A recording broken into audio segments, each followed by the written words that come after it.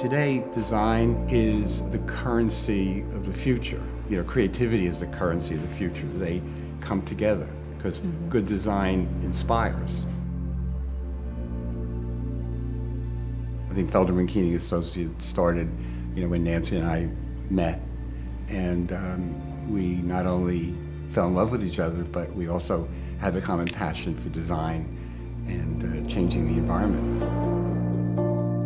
Initially, you're taking the leap of faith, and it is trust-based, that they're going to take you on a journey that is roughly the experience that you're asking for, but is ironically taking you to places that you never knew existed. For us, innovation has to be the core of everyone's design. We're constantly reinventing ourselves. And that was what was attractive to us, because we felt like, okay, we could do something different.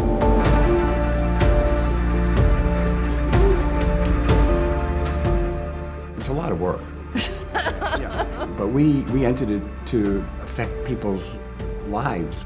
We always come to every single project that we do with the fresh eyes, being open continually to new ideas.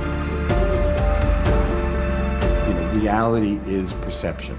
Our spaces are a little abstract. We don't look at space as, architecture, but we look at it as a poetic interaction of elements, much like nature, where there's an order, but it's not apparent. There's a spontaneity about nature. When we do spaces, we kind of joke, we say, if it lines up, it's a mistake. We push ourselves to think differently. MTV Networks is a perfect example where they had come to us with a predetermined program, and we kind of put it aside and said, we'd like to start from scratch. And we came up with a whole new dynamic that was unexpected.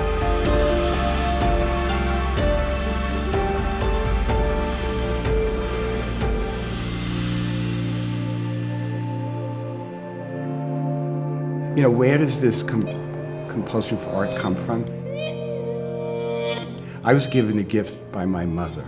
I was born in the Bronx to a poor family. Sometimes it was difficult having enough money even to eat. And my mother told me that if there was a choice between having food on the table or me getting art supplies, I would get the art supplies, because she said that was my ticket out of poverty.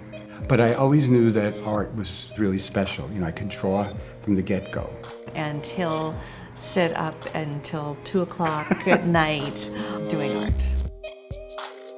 Nancy's father was a lawyer. Yeah, so this was not in that his explains it all. perspective. So when I met Stanley and we started working together, I was able to follow my own heart and passion and focus again on art.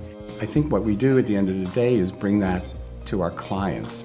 I think they have the perfect balance. You have Stanley on the one hand with this unique artistic vision, and you have Nancy who understands that artistic vision and can help bring it to life in a pragmatic, business-oriented way. We're a conservative, traditional law firm, so the idea of choosing Stanley and Nancy as our designer and our architect was something that was different from the standpoint of our 20 other offices that we had worldwide. I've come up in the film and television business, so I've made a career out of kind of enabling the storytelling of others. And what I was struck by in looking at their portfolio of work, I felt like I was almost reading a script or a story.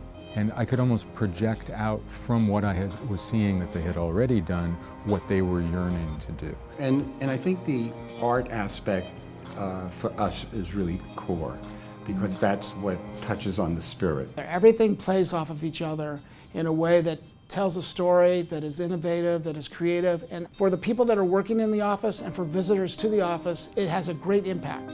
Function is really key for us. When we first start out with a client, really understanding who they are and how they function. Once we understand that, we start to be able to layer in the design, and then the art comes from that. And then we come to an aesthetic or a design vocabulary that meets that DNA, responds to it, but also elevates it. We developed space that had common areas. We developed space that was open.